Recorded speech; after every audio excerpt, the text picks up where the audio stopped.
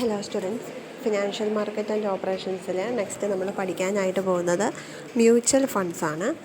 Page number 128.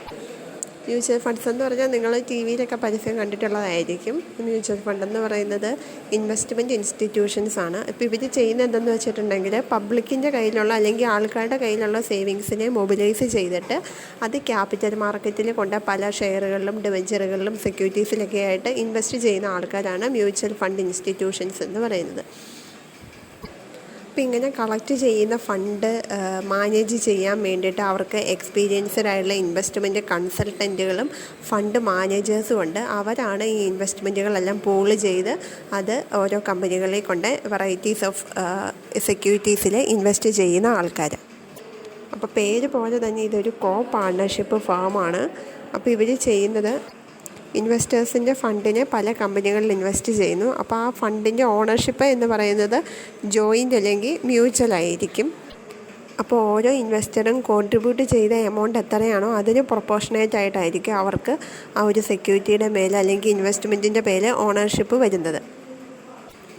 അതിൻ്റെ concept നോക്കാം. Mutual fund എന്ന് പറഞ്ഞിട്ടുണ്ടെങ്കിൽ സേവിങ്സിനെ പൂൾ ചെയ്തിട്ട് അത് ഒരേ ഫിനാൻഷ്യൽ ഗോളുള്ള ആൾക്കാരായിരിക്കും. കോമൺ ആയിട്ടുള്ള ഫിനാൻഷ്യൽ ഗോളാണ് ഇവർക്കുള്ളത്. അപ്പോൾ ഇവരുടെ സേവിങ്സിനെ പൂൾ ചെയ്തിട്ട് അത് ഇൻവെസ്റ്റ്മെൻറ്റായിട്ട് നടത്തുകയാണ് ചെയ്യുന്നത്. അപ്പോൾ ഈ ഓരോ യൂണിറ്റുകൾ പർച്ചേസ് ചെയ്യുന്ന ഇൻവെസ്റ്റേഴ്സ് എന്ന് പറയുന്നത് ഓരോ സ്കീമിൽ എൻ്റർ ചെയ്യുന്ന ആൾക്കാർ. ആ സ്കീമാണ് അവർ പർച്ചേസ് ചെയ്യുന്നത്. അതുവഴി അവരവരുടെ ഇൻവെസ്റ്റ്മെൻറ്റ് ഒബ്ജക്റ്റീവ്സ് അച്ചീവ് ചെയ്യുകയാണ് ചെയ്യുന്നത്. ഒരു യൂണിറ്റ് എന്ന് പറയുന്നത് മ്യൂച്വൽ ഫണ്ടിൻ്റെ ഒരു ഷെയറാണ് ഒരു യൂണിറ്റ് എന്ന് പറയുന്നത്. അപ്പോൾ മ്യൂച്വൽ ഫണ്ടിൽ ഇൻവെസ്റ്റ് ചെയ്യുന്ന ആൾക്കാർ ഒരു മ്യൂച്വൽ ഫണ്ടിൻ്റെ ഒരു യൂണിറ്റാണ് ഇവർ പർച്ചേസ് ചെയ്യുന്നത്. ഫണ്ട് മാനേജേഴ്സ് കളക്ട് ചെയ്യുന്ന ഇൻവെസ്റ്റ്മെൻറ്റ് അവർ പല സെക്യൂരിറ്റികളിലായിട്ട്, അതായത് ഷെയർ, ഡിബഞ്ചർ, അങ്ങനെ പല സെക്യൂരിറ്റികളിലായിട്ട് ഇൻവെസ്റ്റ് ചെയ്യുകയാണ് ചെയ്യുന്നത്. എന്നിട്ട് അതിനകത്തുനിന്ന് കിട്ടുന്ന ഇൻകം എന്ന് പറയുന്നത് ഒരു പ്രൊപ്പോർഷനേറ്റ് ബേസിസിൽ ഇൻവെസ്റ്റേഴ്സിന് ഷെയർ ചെയ്ത് കൊടുക്കുകയാണ് ചെയ്യുന്നത്. ഓരോ യൂണിറ്റും ഹോൾഡ് ചെയ്യുന്ന ആൾക്കാരുണ്ട്. അതായത് ഓരോ ഇൻവെസ്റ്റേഴ്സും എത്ര യൂണിറ്റ് ഹോൾഡ് ചെയ്യുന്നുണ്ട്, നമ്പർ ഓഫ് യൂണിറ്റ് ഓൺഡ് എത്രയാണോ അതിൻ്റെ പ്രൊപ്പോർഷനിൽ അവർക്ക് ആ ഒരു ഇൻകം എത്രയാണോ അല്ലെങ്കിൽ റിയലൈസ് ചെയ്തിരിക്കുന്ന എമൗണ്ട് എത്രയാണോ അത് അവർക്ക് ഡിവൈഡ് ചെയ്ത് കൊടുക്കുകയാണ് ചെയ്യുന്നത്. മ്യൂച്വൽ ഫണ്ടിൻ്റെ ഒരു ഡെഫിനേഷൻ ഇവിടെ കിടപ്പുണ്ട്. A fund established in the form of a trusted to raise moneys through the sale of unit to the public or a section of the public under one or more scheme for investing in securities including money market instruments, gold or gold related instruments or real estate asset. അപ്പം ഇതിൻ്റെ ഈ ഒരു mutual fund എന്ന് പറയുന്നത് ട്രസ്റ്റിൻ്റെ രൂപത്തിലാണ് form ചെയ്തിരിക്കുന്നത്. എന്നിട്ട് ഇവർ പബ്ലിക്കിൻ്റെ കയ്യിൽ നിന്ന് അല്ലെങ്കിൽ പബ്ലിക്കിലെ ഒരു സെക്ഷൻ്റെ കയ്യിൽ നിന്ന് യൂണിറ്റുകൾ സെയിൽ ചെയ്ത് റൈസ് ചെയ്തിരിക്കുന്ന മണി, ആ മണി അവർ പല സ്കീമുകളിലായിട്ട് കൊണ്ട് ഇൻവെസ്റ്റ് ചെയ്യുന്നു. എന്നിട്ട് ആ ഒരു സ്കീം എന്ന് പറയുന്നത് ശരിക്കും മണി മാർക്കറ്റ് ഇൻസ്ട്രുമെൻറ്റ്സ് ആണ് അതിനകത്ത് വരുന്നത്. ഗോൾഡ് റിലേറ്റഡ് ആയിട്ടുള്ള ഇൻസ്ട്രുമെൻറ്റ്സോ റിയൽ എസ്റ്റേറ്റ് അസറ്റുകളോ മാർക്കറ്റ് ഇൻസ്ട്രുമെൻറ്റ്സോ അങ്ങനെ പല കാര്യങ്ങളാണ് അതിനകത്ത് വരുന്നത്.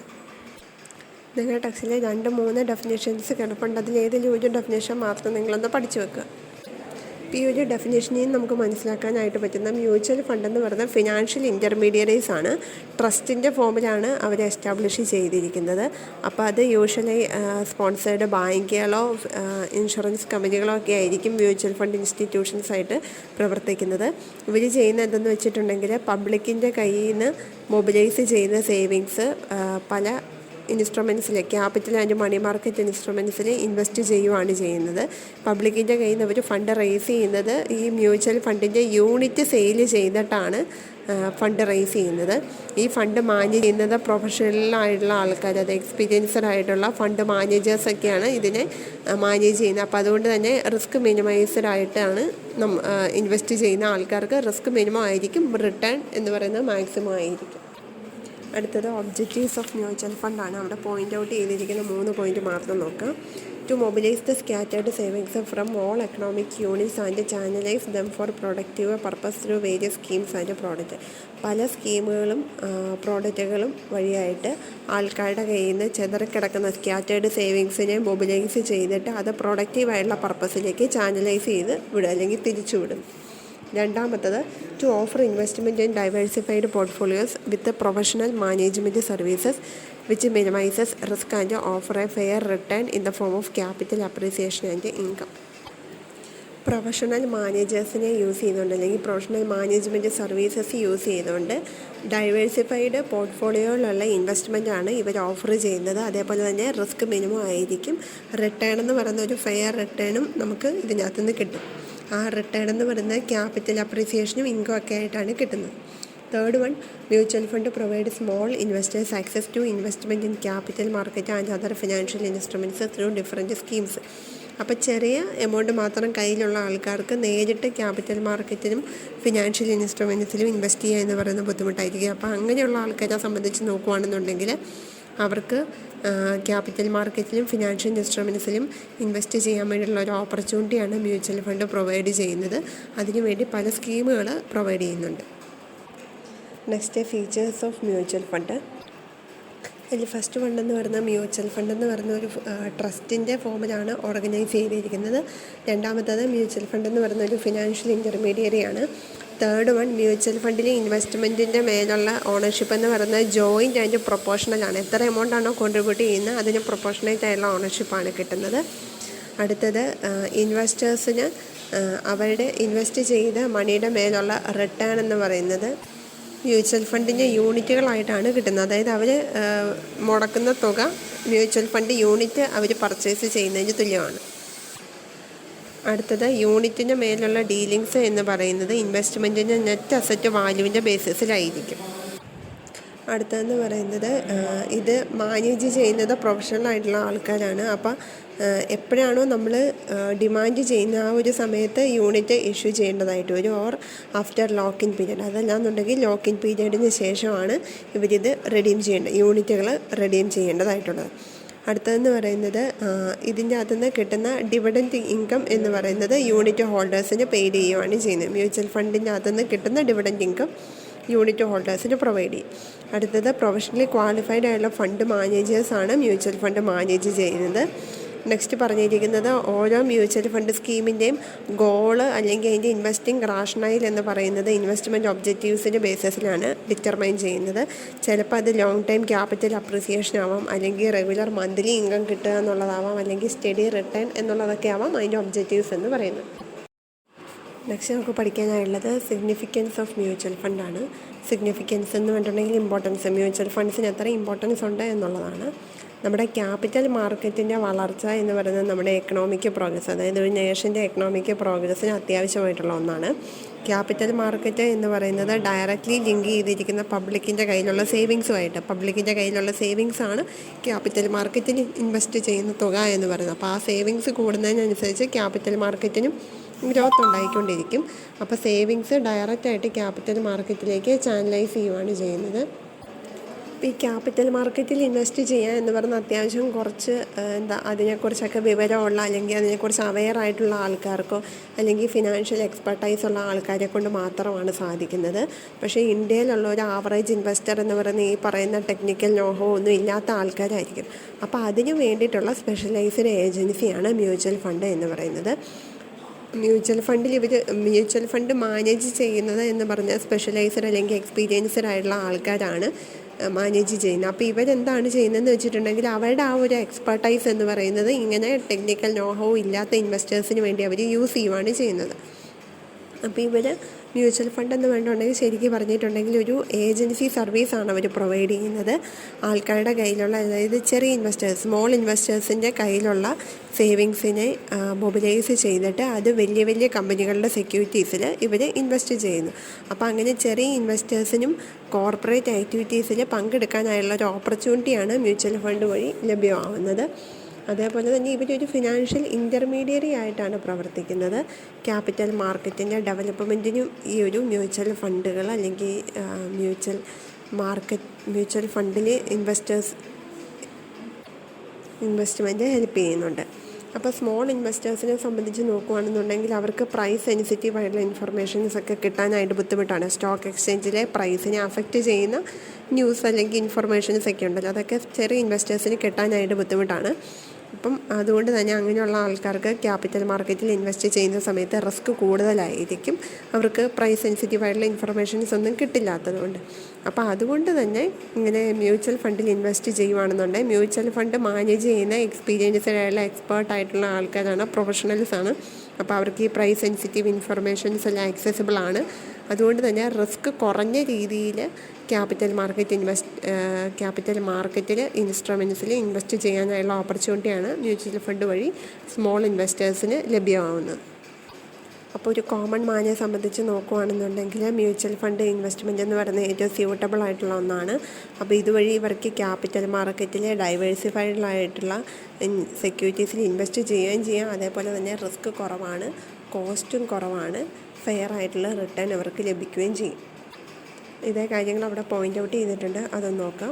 അതിൽ ഫസ്റ്റ് വൺ പറഞ്ഞിരിക്കുന്നത് നമ്മുടെ രാജ്യത്തിൻ്റെ വളർച്ചയ്ക്ക് വേണ്ടിയിട്ട് മ്യൂച്വൽ ഫണ്ട് ഒരുപാട് കാര്യങ്ങൾ ചെയ്യുന്നുണ്ട്. ആ ഒരു വളർച്ചയെ ആക്സിലറേറ്റ് ചെയ്യാൻ വേണ്ടി, ഡൈവേഴ്സിഫൈഡ് ചെയ്യാൻ വേണ്ടിയിട്ടൊക്കെ മ്യൂച്വൽ ഫണ്ട് സഹായിക്കുന്നുണ്ട്.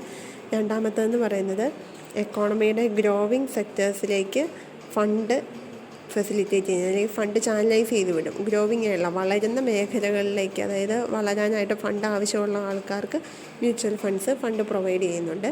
അടുത്തതെന്ന് പറയുന്നത് ചെറിയ ഇൻവെസ്റ്റേഴ്സിന് ക്യാപിറ്റൽ മാർക്കറ്റിനെ ആക്സസ് ചെയ്യാനായിട്ടുള്ളൊരു വഴിയാണ് മ്യൂച്വൽ ഫണ്ട് എന്ന് പറയുന്നത്. അവർ വഴി ക്യാപിറ്റൽ മാർക്കറ്റിനെ അവർക്ക് ആക്സസ് ചെയ്യാനായിട്ട് സാധിക്കും.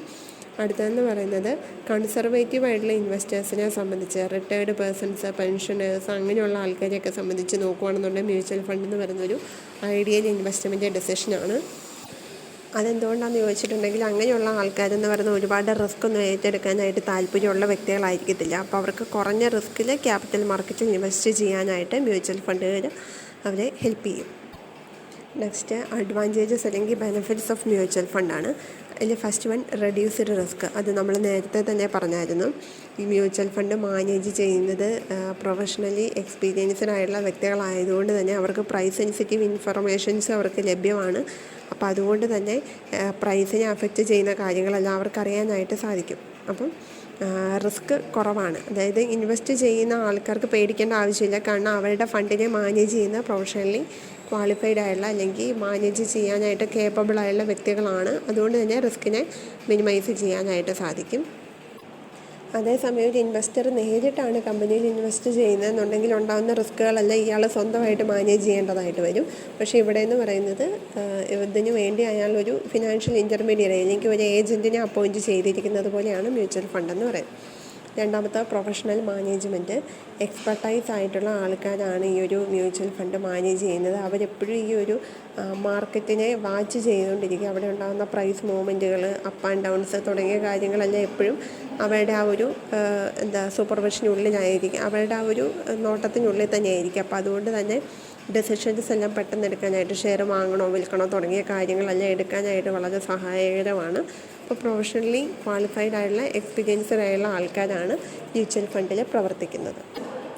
അടുത്തത് diversification of portfolio. Diversification of portfolio എന്ന് പറഞ്ഞിട്ടുണ്ടെങ്കിൽ ഡൈവേഴ്സിഫൈഡ് എന്ന് പറഞ്ഞാൽ എന്താ, പല തരത്തിലുള്ള പല രീതിയിലുള്ള എന്നുള്ളതാണ്.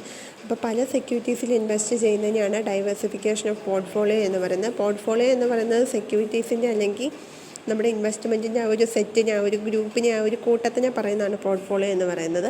അപ്പോൾ ഒരു സാധാരണ ഒരു ചെറിയ ഇൻവെസ്റ്ററിനെ, ഒരു സ്മോൾ ഇൻവെസ്റ്ററിനെ സംബന്ധിച്ച് നോക്കുകയാണെന്നുണ്ടെങ്കിൽ ഡൈവേഴ്സിഫിക്കേഷൻ എന്ന് പറയുന്നത് പോസിബിൾ അല്ല. കാരണം കയ്യിൽ ലിമിറ്റഡ് ആയുള്ള ഫണ്ടേ കാണുകയുള്ളൂ.